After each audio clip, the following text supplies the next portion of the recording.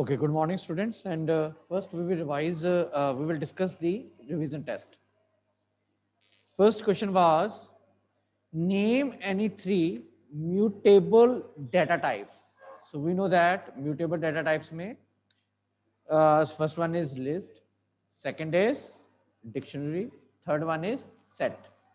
ठीक है, ये सारे के सारे कौन सी हैं? Mutable in nature. और इम्यूटेबल दैट इज टपल, ठीक है, then string, then integer, float, boolean, ये सारे के सारे इम्यूटेबल नेचर के हैं. Sukhmani, voice is Audible?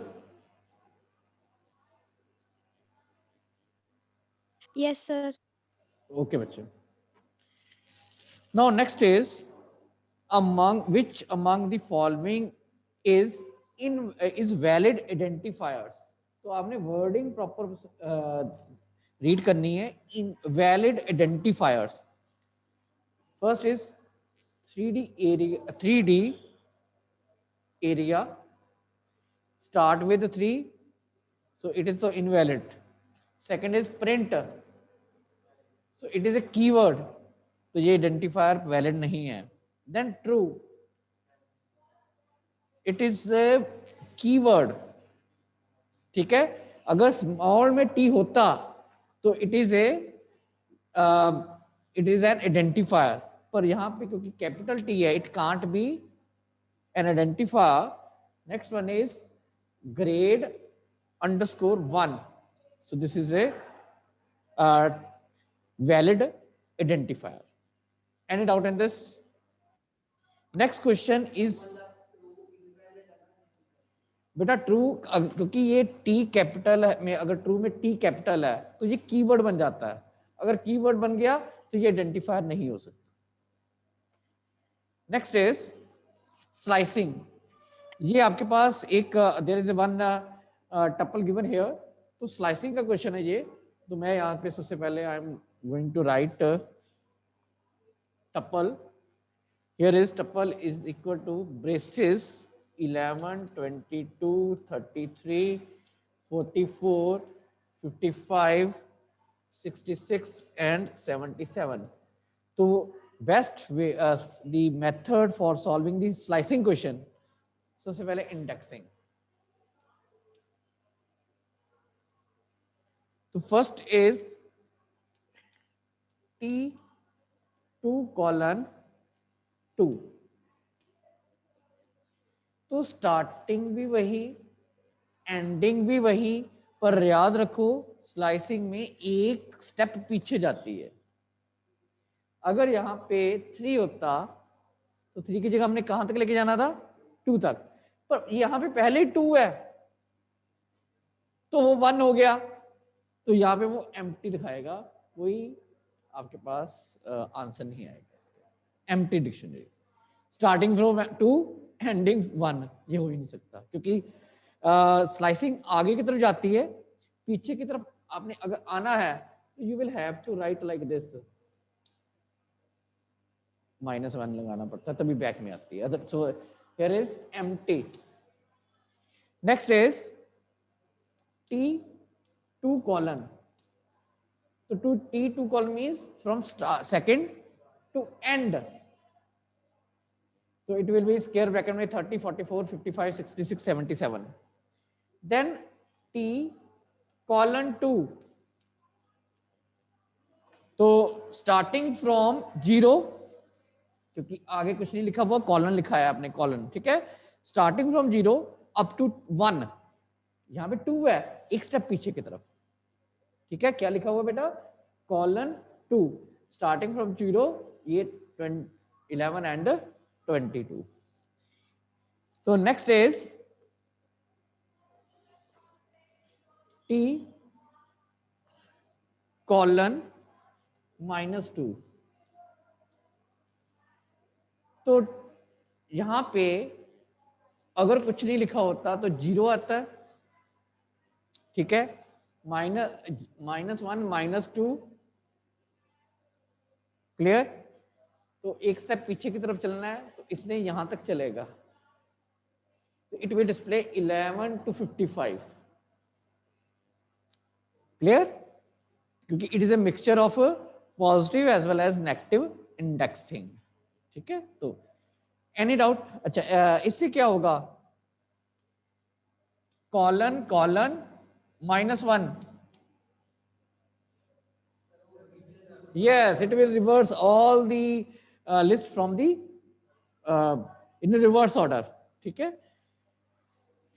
Next question is, एक आपके पास आउटपुट प्रोग्राम है, तो I am going to discuss that output programme.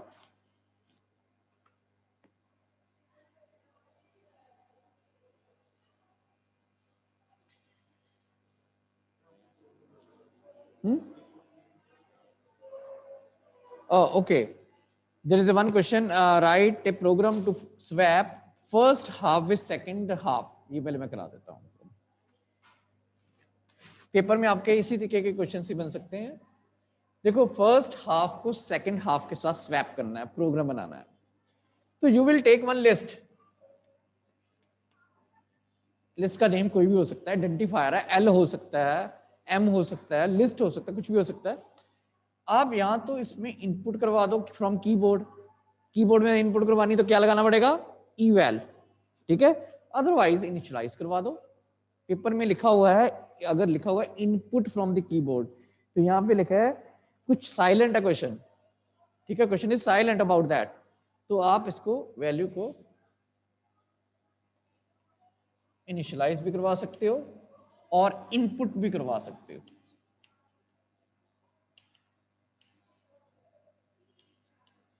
So we have one list। अब आपने क्या करना है कि फर्स्ट हाफ को सेकंड हाफ के साथ स्वैप करना है हमने। तो हमारा कंसेप्ट जो है, इसको आपने हमेशा ही याद रखो कि आपने पहले इसको सॉल्व करो इंडेक्सिंग में, इंडेक्सिंग वाइज। तो इंडेक्सिंग ये कहती है अकॉर्डिंग टू द क्वेश्चन कि 0 3rd के साथ स्वैप होगा, 1 4 के साथ और 2 5 के साथ। तब ये ना हाफ इसका ये हो गया ना, हाफ इज दिस वन। इसका मतलब element at 0 location will be swapped with the 3rd location, element at first location swapped with the 4th location, element at second position swapped with the 5। ये तो i, हम इसको ले लेंगे range 4 i in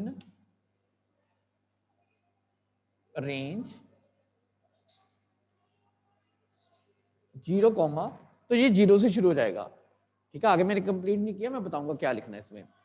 अब मुझे बताओ कि ये लूप एग्जैक्ट हाफ तक गया है, हाफ के आगे नहीं आ रहा, क्योंकि अगर हाफ से बाहर चले जाएगा तो वो क्या करेगा? 3 को 4 के साथ स्वैप करेगा, 4 को 5 के साथ। ठीक है, एक मिनट, 3 को 6, 3 4 5 आपके पास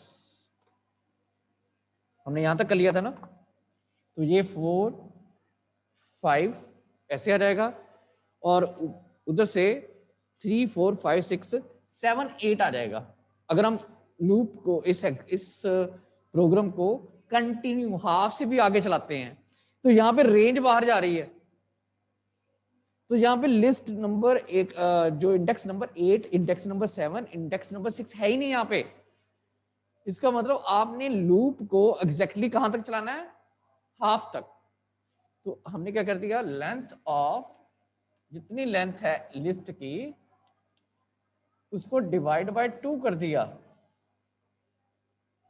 तो लिस्ट की लेंथ थी 6, डिवाइड बाय 2 इट इज 3, और लूप हमेशा 1 स्टेप पीछे चलता है, तो 2 तक, 0 1 2, तो ये आई हो गया। अब यहां पे हमारे पास j नहीं है, एक अनदर वेरिएबल हमारे पास हमें डिक्लेयर करना पड़ेगा। j is equal to length of list -1। List की लेंथ कितनी है? 6, 1 लेस कर दिया 5। एक मिनट, इसमें डिवाइड बाय 2 करना चाहिए था, डिवाइड बाय 2। अब लेंथ कितनी है? 6, डिवाइड बाय 2 इट इज 3, तो j की वैल्यू 3 हो जाएगी। लुक एट हियर, 0 को हमने 3 के साथ स्वैप करना है, ठीक है। और प्रोग्राम में आई में तो इंक्रीमेंट ऑटोमेटिकली हो जाएगा, जे में हम खुद इंक्रीमेंट लगाएंगे। और स्वैप कैसे करना है? In Python swapping is very easy as compare with C plus plus. C plus में हमें एक वेरिएबल लेना पड़ता है, टेम्प ले लेते हैं जैसे सर ने भी करवाया होगा, पर यहाँ पे हमें ऐसा करने की कोई जरूरत नहीं है। हमारे पास अगर दो वेरिएबल हैं x, y is equal to y, x, इसका मतलब x में y चला गया, y में x आ गया, स्वैप हो गया। हाँ, तो अब यहाँ पे अगर हम i j लिखते हैं, हाँ यस, तो वो तो इंडेक्सिंग है, तो हम एक एलिमेंट लिखने हम क्या करेंगे, list of i list j, तो ये हो गया 0, ये हो गया 3। अब i में हमने कौन सी किसकी वैल्यू डालनी है, j की, और लिस्ट j में डालनी है लिस्ट i की वैल्यू, सिंपल। तो ये 0 और 3 स्वैप होगा, नेक्स्ट टाइम i हो जाएगा 1, j हो जाएगा 4, तो ये 3 4 को स्वैप करेगा। देन नेक्स्ट टाइम i हो जाएगा 2 और j हो जाएगा 5, उसके बाद स्वैप करेगा, उस प्रोग्राम बंद हो जाएगा। और लूप के बाहर at the end of the loop के बाहर आपने प्रिंट कराना है लिस्ट को। So you will find out first half swapped with the second half. Is it clear? Any doubt in this? Manvir, any doubt? No, sir. Okay.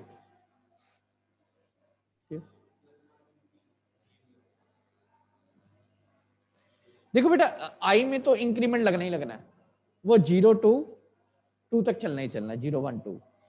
अब हमने 0 को third के साथ स्वैप कर दिया, 0 को उसके साथ 3 के साथ, ठीक है। अब 2 को किसके साथ स्वैप करना, 4 के साथ।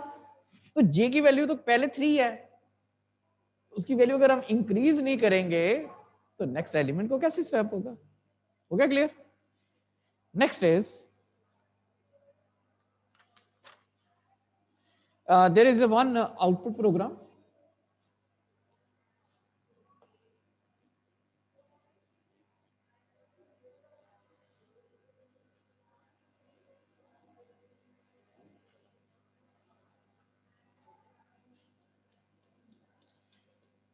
One list is given here, but in this list numeric values are given but within double quotes, तो वो क्या बन गई, स्ट्रिंग बन गई, ठीक है।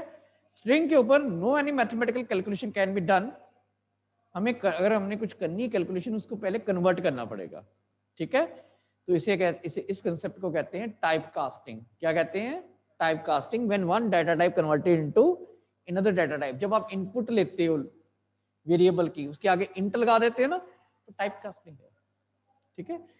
तो here it is 30, it is 80, it is 20 here is 10। तो आपने क्या करना है, इसमें इंडेक्सिंग पहले आपने नोट कर लेनी है, इंडेक्सिंग। नो एक वेरिएबल है CNT, its value is 3, we take another variable total and its initial value is 0, we are using 4C in square bracket, we take 4 6 7 5। बेटा ये कंसेप्ट बड़ा अच्छे से समझना आपने। इसका मतलब है लूप, इसमें कितनी वैल्यूज गिवन है, 4 वैल्यूज। इसका मतलब लूप 4 टाइम चलेगा। How many time? 4 टाइम। सी में सबसे पहले क्या आएगा, 4, क्योंकि हम रेंज यूज नहीं कर रहे। अगर हम रेंज यूज करते तो यहाँ पे इंडेक्सिंग आती, we are not using range, तो सी में सबसे पहले क्या आएगा, 4, फिर नेक्स्ट टाइम सी में 6, फिर नेक्स्ट टाइम सी में 7, फिर नेक्स्ट टाइम सी में 5। क्लियर? तो इसका मतलब ये हुआ कि जो हमारे पास सी है, it will take first time 4, next time 6, next time 7, next time 5. Clear? Now, next is here t is equal to text CNT. तो CNT की वैल्यू कितनी है 3. तो यहां पे txt3 में हमारे पास डाटा कौन सा है 10. इसका मतलब ये हुआ कि t में आ गया numeric 10, string 10. It is a string 10. ठीक है, यहां तक क्लियर हो रहा है. नेक्स्ट टाइम जब उसके बाद हमने क्या किया, total is equal to float T. ये जो 10 है इसको हमने फ्लोट में कन्वर्ट कर दिया, तो ये न्यूमेरिक 10.5 हो गया, और उसमें हमने ऐड कर दिया सी. तो लुक एट हियर, जो टोटल होगा तो उसमें हमने टी को कन्वर्ट किया 10, उसमें सी ऐड कर दिया, तो सी की वैल्यू क्या थी 4. तो 10 प्लस 4 टोटल किसके इक्वल हो गया 14 के. और उसके बाद हमने प्रिंट करा दिया टोटल, स्क्रीन के ऊपर आया वो लिखा हुआ आया 14. हाँ 14.0, if you ignore that no any issue बेटा. ठीक है, तो 14 लिख दो 14.0. After that here we are using CNT minus equal to 1. इसका मतलब CNT is equal to CNT minus 1. तो CNT की वैल्यू क्या थी, CNT की वैल्यू 3. अब क्या हो गई 2. नेक्स्ट केस में आए, अब टेक्स्ट यहां पे आ गया txt2. txt2 में वैल्यू क्या है 20. ठीक है, टोटल में हमने इसको किस में कन्वर्ट कर दिया नंबर में, और उसमें हमने क्या ऐड कर दिया सी की वैल्यू दैट इज 6. तो ये किसके इक्वल हो गया 26. स्क्रीन के ऊपर डिस्प्ले हुआ 26.0. Clear Kshitij? Then after that CNT की वैल्यू और कम हो गई, नाउ इट इज 1. ठीक है, और अब हमने txt1 में हमारे पास वैल्यू क्या थी 80. ठीक है, 80 हमने यहाँ पे स्ट्रिंग वैल्यू है, उसको कन्वर्ट किया नंबर में 80, और उसमें ऐड कर दी सी की वैल्यू दैट इज 7. तो ये क्या बन गया 87. तो स्क्रीन के ऊपर डिस्प्ले हुआ 87.0. एंड आफ्टर दैट जो आपके पास CNT की वैल्यू हो गई 0, और टेक्स्ट txt0 में आपके पास 30 है, तो 30 टेक्स्ट है, उसको आपने कन्वर्ट किया फ्लोट में, तो उसमें ऐड कर दी सी की value that is 35. Here is 35.0. This is the output.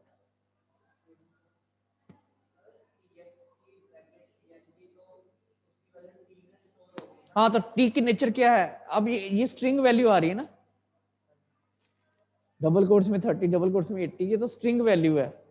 हमने क्या किया, इसको कन्वर्ट किया, टी को पहले किस में कन्वर्ट किया फ्लोट में, देन वी ऐड सी. अगर ऐसा ना करते, सपोज ये वाली लाइन अगर हम कन्वर्ट ना करते तो कंकैटिनेट होता है. अगर हम यहाँ पे बिगिनिंग में थे हमारे पास 10 में अगर हम ऐड करते सी की वैल्यू 4, तो 14 ना होती 10 4 हो जाती, कंकैटिनेट हो जाती. क्लियर? ये कंसेप्ट क्लियर है बेटा? तो स्ट्रिंग कंकैटिनेट करता है जब आप उसके साथ कुछ ना कुछ प्लस करते हो.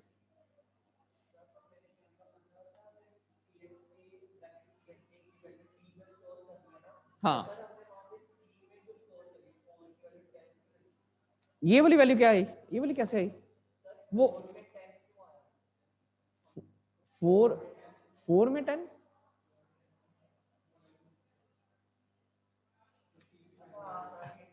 ओके, ठीक है. Next question is there is one question of output of string. ठीक है, स्ट्रिंग का. यस बच्चे, raise your hands. Yes, sir sir 1 minute बेटा, 1 minute, 1 minute. Sir for loop, yes बेटा। बेटा रिपीट, मानवीय।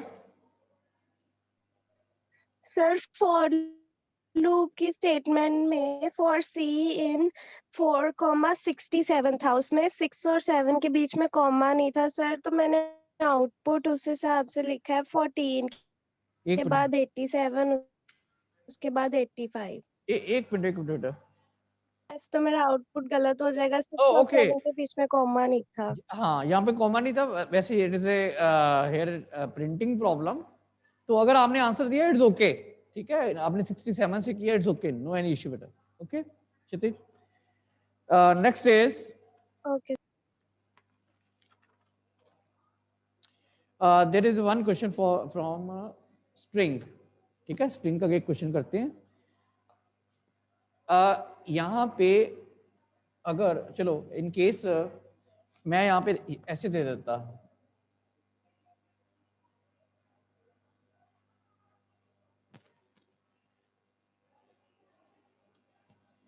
कौन इसका आंसर देगा? लूप कितनी बार चलेगा? 4 टाइम। फर्स्ट टाइम क्या सी में आएगा?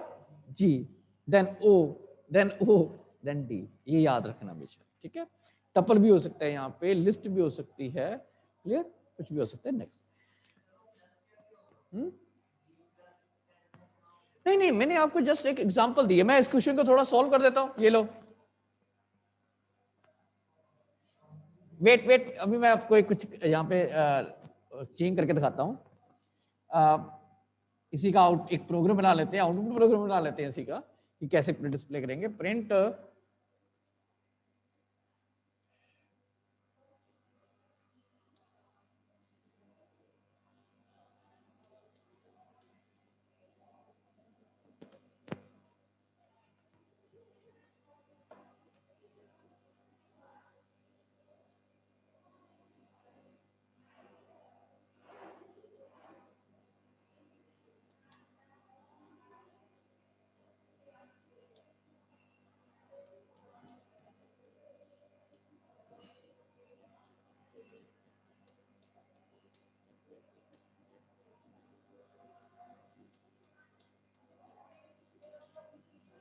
if you will give the answer of this question, it means concepts are totally clear. What will be the answer of this question?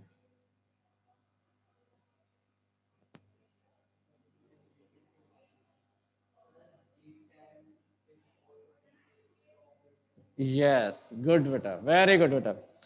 सी की वैल्यू हमें पता है, जी आ गई, ठीक है। Float, TXT, TNT. तो टीएनटी में हमारे पास था 10, 10 को हमने नंबर में कन्वर्ट कर दिया, ये रेप्लिकेट करेगा उसको, करेक्टर को, सी को 10 टाइम दे देगा, ठीक है, रिपीट हो जाएगा। नेक्स्ट टाइम जो आपके पास ओ होगा वो 20 टाइम आ गया, नेक्स्ट टाइम ओ 80 times, next time D 30 time. हाँ, अगर हम यहां पे फ्लोट ही ना कन्वर्ट करते, ठीक है, तो पहले तो यहां पे एरर आना था, क्योंकि दो करैक्टर आपस में मल्टीप्लाई नहीं हो सकते। हाँ, अगर हम प्लस लगा देते, now what will be the answer? तो लिखा आएगा जी और वहां पे 10, then O 20, then O 80, then D 30। ये कंकैटिनेशन करनी थी इसने, clear. Next is there is a one question, string question. इससे पहले एक there is a question number 9, there are some inbuilt functions are given there. आपने बताना है इसका मॉड्यूल कौन सा होगा, कौन सा मॉड्यूल हमें इंपोर्ट करना पड़ेगा। क्वेश्चन इज SQRT, तो math, then rand int random, so these are the modules. Syntax error and runtime error difference. The syntax error is when we are not following the rules for writing statement. अगर आप किसी statement को लिखने का method follow नहीं कर रहे, it is called syntax error. For example, while using print command, we will have to use braces. In place of braces, we are using square bracket. It is totally, you are ignoring the syntax. So this type of error is called syntax error. Clear? Or runtime error, an error that occurred during the execution of the program. इसमें तो programme चलेगा ही नहीं, पर run time पे case में program execute हो जाएगा, but due to the some data provided by user there is error during the run time. Execution के टाइम एरर आ रही है, for example you are dividing any value with 0, so it will generate which error? Run time error. एक error होती है logical error, whenever you are using wrong logic for solving a problem. For example, in the case of calculating simple interest, the way is principal amount into t into rate, ठीक है, divide by 100, ठीक है, but in the place of multiply you are adding principal amount plus time plus rate divided by 100. So the formula is wrong and you will get garbage in, garbage out, you will get wrong answer. And this type of error is called logical error, and this is not the Python will Python जो आपके पास interpreter है वो ऐसी error को find out नहीं करता। Clear? Fourth type of error is semantic error, when logically you are correct but that statement is meaningless in Python. For example, in mathematics, if you are writing c plus b is equal to a, it is exactly equal to a is equal to c plus b. No any problem here, but in mathematics, but in computer this statement is invalid. This is meaningless for Python. So that is why it is called semantic error. These type of errors are find out by identifiers. तो identifier logical errors को नहीं find out कर सकते, वो run time को, वो आपके पास logical error को भी नहीं निकाल सकते। हाँ, semantic error और syntax error ये इंटरप्रेटर फाइंड आउट कर लेता है। Any doubt in this?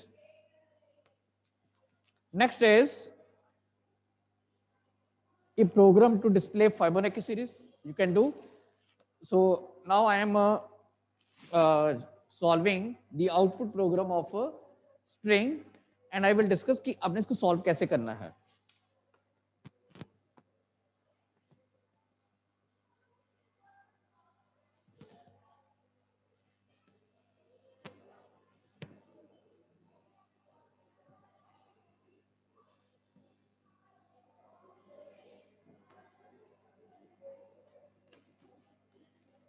Look at here one beta string is an immutable in nature, तो उसके कैरेक्टर को आप चेंज नहीं कर सकते। हाँ, उसके कैरेक्टर को कॉपी करके किसी और स्ट्रिंग में हम डाल सकते हैं, पेस्ट कर सकते हैं। तो यहाँ पे इन्होंने लिया हुआ एक टेक्स्ट 1 लिया हुआ है जिसमें हमारे पास लिखा हुआ है exams 2021। Another string text 2, it is an empty string, इसमें कोई डाटा नहीं है। I start with I is equal to 0 while I less than length of text 1। तो इसकी लेंथ कितनी है? 1 2 3 4 5 6 7 8 9, ठीक है। ये इसकी इंडेक्सिंग है 0 1, इंडेक्सिंग लिख लो 0 1 2 3 4 5 6 7 8, और इसकी लेंथ कितनी है? 9। तो लेस देन 9 इसका मतलब 8 तक लूप चलेगा, ठीक है। पहले हम फॉर लूप यूज करते हैं, यहाँ पे हमने क्या यूज कर लिया? व्हाइल कर लिया। So there is no any issue. I की वैल्यू क्या? 0 है, ठीक है। लूप कब तक चलता रहेगा? जब तक आई की वैल्यू 8 तक नहीं आती। इसका मतलब यहाँ पे हमें इंक्रीमेंट लगाना पड़ेगा आई को, नहीं तो आई की वैल्यू क्या रहेगी? जीरो की जीरो रह जाएगी। Now if text 1 greater than equal to 0 and text 1 less than equal to 9, इसका मतलब अगर ये किस रेंज में है, 0 to 9 है, तो 0 की 9 की रेंज में ये नहीं है, ये है, ठीक है। तो उसकी जगह हमने क्या कर दिया, look at here, it is important, एक वेरिएबल वैल ले लिया, उसमें हमने टेक्स्ट जो डाटा आया था टेक्स्ट 1 का आई में, ठीक है, आई में जो डाटा आया था तो वो कौन सा था, सपोज ई है, ठीक है।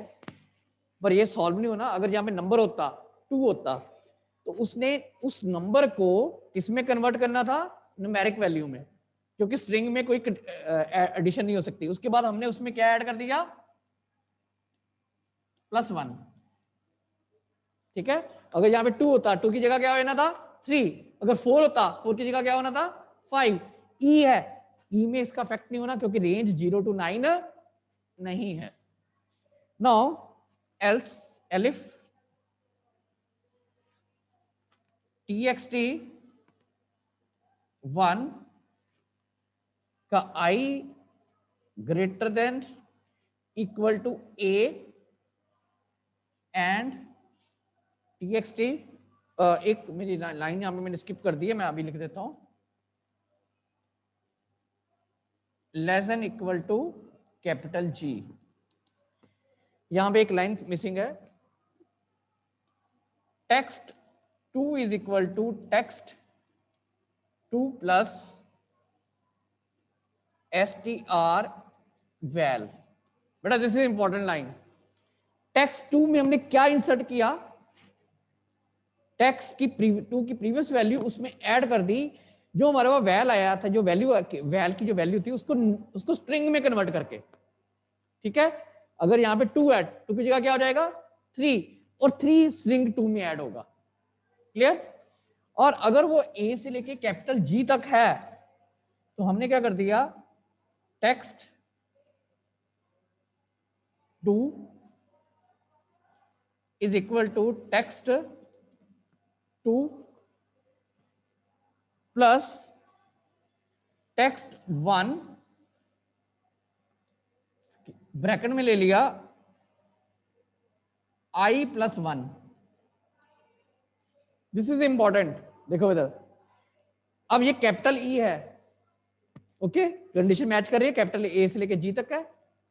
हमने उसमें टेक्स्ट 2 में हमने i प्लस 1 का, i 0 है, 0 प्लस 1 मीन्स 1, नेक्स्ट एलिमेंट, उसमें नेक्स्ट एलिमेंट ले लिया, ठीक है। तो ये कैपिटल ई है यहां पे, तो टेक्स्ट 2 में जाएगा next element that is x, clear, ये क्लियर होगा बेटा। नेक्स्ट एलिमेंट जब भी ऐसा लिखा हो स्क्वायर ब्रैकेट में i प्लस 1, इसका मतलब next element i minus 1 previous element. तो एल्स के केस में text 2 is equal to text 2 plus हमने ऐड कर दिया स्टार, ठीक है। अब इसको सॉल्व करते हैं, उसके बाद आई चेंज, आई में इंक्रीमेंट लगाना है, आई में इंक्रीमेंट नहीं होगा, लूप वहीं का वहीं घूमता रहेगा। तो आई की वैल्यू क्या हो गई 1, वैल्यू क्या है स्मॉल x, तो स्मॉल x इसमें नहीं आ रही, इसमें भी नहीं है, यहां पे आ रही है, इसकी जगह क्या आ जाएगा स्टार, ए की जगह स्टार, एम की जगह स्टार, एस की जगह स्टार, 2 की जगह 3, 0 की जगह 1, 2 की जगह 3, 1 की जगह 2। दिस इज दी टेक्स्ट 2, ये हमने डिस्प्ले करवाया, clear. So time is over.